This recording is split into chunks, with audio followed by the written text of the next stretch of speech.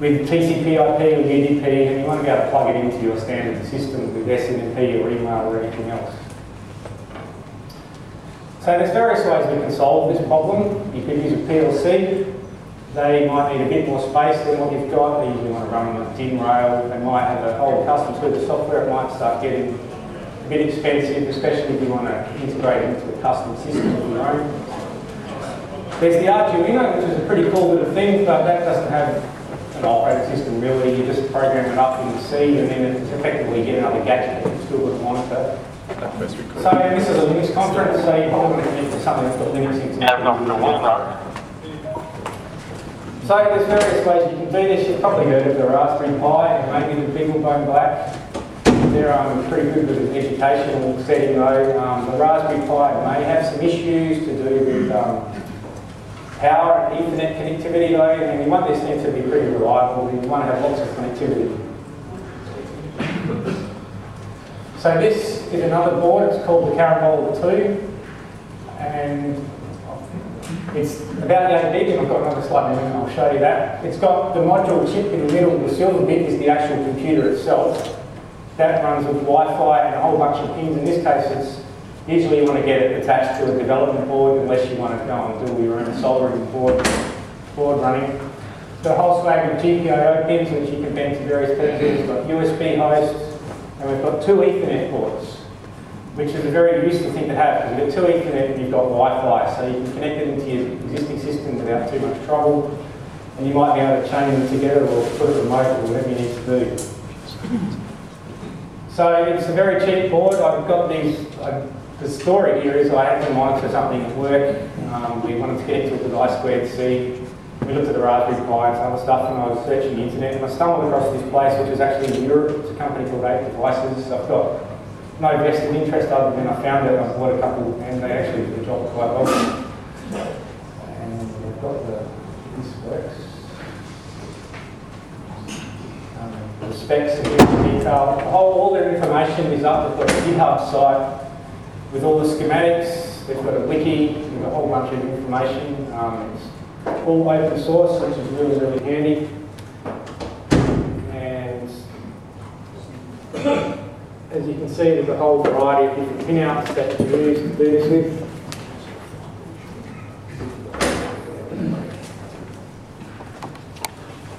It's not the most powerful of boards. It's only a 400 megahertz chip, and a BeagleBone's got a gigahertz and so on. But for what we're doing, we don't need graphics. And one thing with the Raspberry Pi and the BeagleBone, we've got HDMI and all this other I/O, all this multimedia support. Here, we're going to put this thing in the corner somewhere. We want to monitor our air conditioner, or we want to monitor our solar panel or whatever.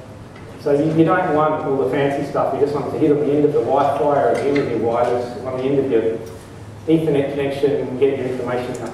That's an Australian 50-cent piece, so that gives you a better idea of the size of this thing. So it's pretty small. So again, you can buy the module just by itself if you're into rolling a circuit board to connect it to it, want some real custom stuff, if you really want to get the size down. Most of the time though, we just do it with a dev board, which is about $45 at the time. It might be a little bit more now with the currency. We went to a local person and got them to mould us a couple of 3 printed boxes for it. And now they sit there monitoring the equipment we've got. This is just a system diagram of the kind of way you want to use it. So you have your main network set up there. You might have a wireless router, and then you talk to the Carambola with web or SNMP or email or SSH, whatever you need to do, and monitor something you need to get information out of. So I said this thing runs on Linux. We use OpenWRT Linux. We'll probably run other versions of Linux. The Carambola has a MIPS system on chip in it. So I think you can actually get NetBSD for that as well. But OpenWRT is the supported one. We've got a fork of OpenWRT on the GitHub. There's a whole suite of packages for it. OpenWRT, if you haven't heard of it, originally came out of the WRT54G router, which was developed by Linksys about 10 years ago now. It's one of the first at-home wireless routers that you use to connect to the internet.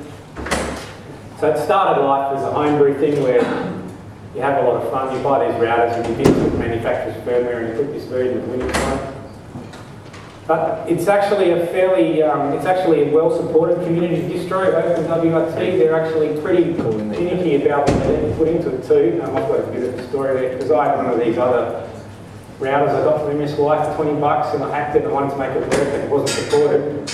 And I couldn't get it to work with the device drivers for the Ethernet port. So there's another one called DDWRT, so I just cheated and pulled the driver out of that. But they, fair enough, they said, we can't let you submit that as a patch because it was just a hack. It scratched my itch, but they like to have a fair bit of quality control, which is actually what you want. If you're going to have a COT system to run on the network at your work, you don't really want anyone just chucking in patches just to make it work. So OpenWRT, it's got a large package library that mainly network type packages like asterisk and SSH and the whole swag of different ones, SNMP, so on and so forth.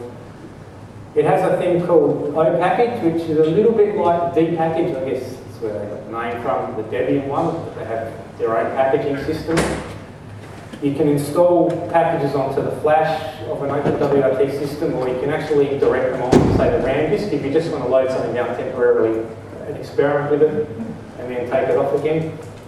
It has a thing called UCI, the Unified Configuration Interface, which is a sort of integrated mechanism for the configuration files. So instead of having to know which config file for each tool you've got, you just use the UCI tool to set the parameters, so all the network parameters, or whichever package you want. You can write a script to set them and commit them, and then it updates the config file for you. And all the init scripts know how to parse this stuff.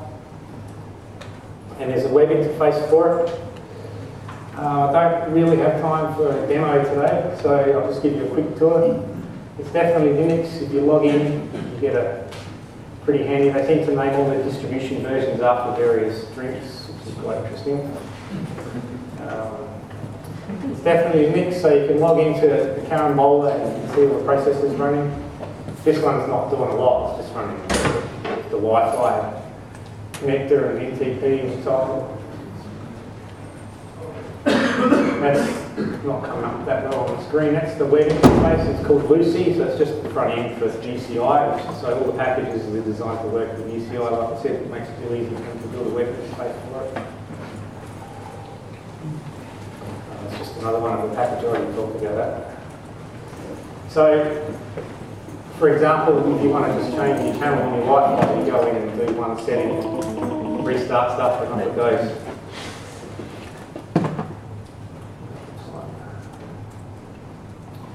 So you want to use one of these carambolas with OpenWRT, you want to monitor something with it. So this is important. You want a way of getting it off. There's a whole bunch of different ways to do it. My preferred method for the way we did it at work was just to use email. It's pretty simple. So you find the package for sending an email, and then you wrangle it into a shell script to do the work. I actually prefer SSMTP, not SMTP, but then you have to do a source build. Source building is pretty cool, but it's kind of beyond the scope of today, unfortunately. If you want to monitor I2C, all you need to do is you pick a couple of pins on the Carambola board. You donate, if you know what I2C is, so you can go find it on Wikipedia, and there's a whole bunch of stuff on their wiki too, on the OpenWRT wiki. And I2C is like a bus, so you can connect it to the equipment you want to read the status out of, which is what we did. The one that default comes with Carambola, OpenWRT, is good for doing bytes. We actually had to do a custom one in C because we wanted to do the extended messages, but that's all right. Most of the time you don't need to do that. And if you want to monitor GPIO, it's real easy to shell script this as well, because these days the kernel exposes all this into the sysfs.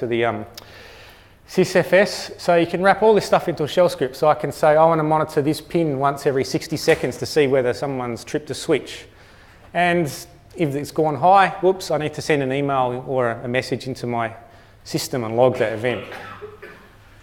And then you can just, 5 lines of shell scripts, you can then whack it in a file in initd, and off you go, and your Carambola is now set to go and send you an event whenever you want to find out whether someone's tripped your switch. Then you can go more advanced. There's SNMP one, and you can get any network package you need just about. This is Linux after all. So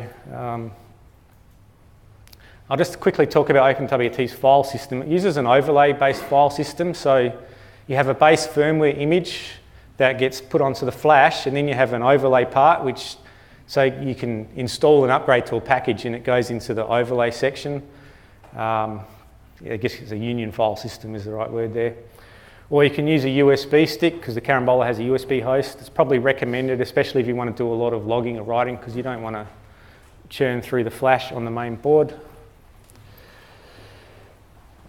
And you've got tempfs too, which I mentioned briefly before. So for example, I wanted to do some testing with TCP dump, so I actually installed that into the temp, so I could debug the tool I was building. Next time I powered off, it went away. I didn't even have to uninstall it, so that was quite handy. I'm just going to zoom through some of this. I've got the slides will be up afterwards anyway. You can go and rebuild the entire source to customize it to your ends, to get rid of stuff you don't want, or to add extra packages that Carambola don't give you by default. So I'll just jump through that to one of the most important bits, which is if you want to recover from a bad flash. Now I had to do this too. In theory, it supports TFTP in its U-boot. I couldn't quite get that to work, so I ended up using a thing called Kermit, which you may not have seen for many years, because it's supported by its U-boot, and that was really cool. It took a while, it went down to like 2,000 bytes a second, but yeah, because I forgot to mention the Carambola has a USB serial port, so you just plug it in, go in and repair your flash, and off you go. So you can also build it for x86 if you want to just play with it in a virtual machine.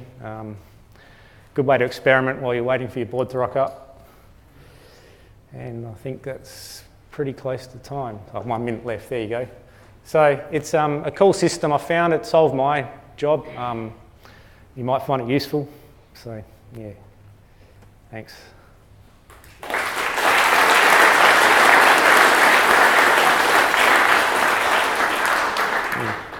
We can take a couple of questions while we're setting up for the next presenter. Hey, Jason.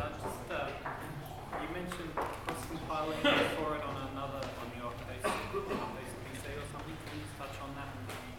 Yeah. Oh, okay. I jumped through all that, but I might just quickly, if I can find it. Basically, what happens is the build system downloads everything off the internet. It's a bit like Gentoo.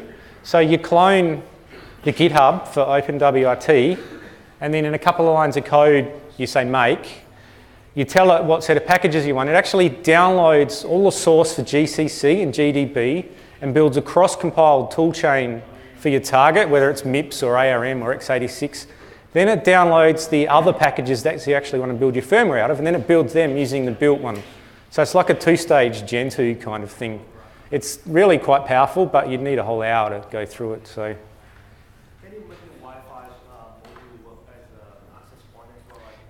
Yes, it's designed to be an access point. Like I guess their selling use cases. It's got 2 Ethernet ports in a switch, or as separate ones, and Wi-Fi. So it's for like doing your own custom access point. But it's got a whole bunch of GPIO, which is what we use it for. Did you look at any of the sort of commercially available router hardware, like the W4300s or the sort of ones that are basically the Carambola off the shelf? Yeah, well, that's where OpenWRT sort of came from, is where you ditch the manufacturer's firmware and place it.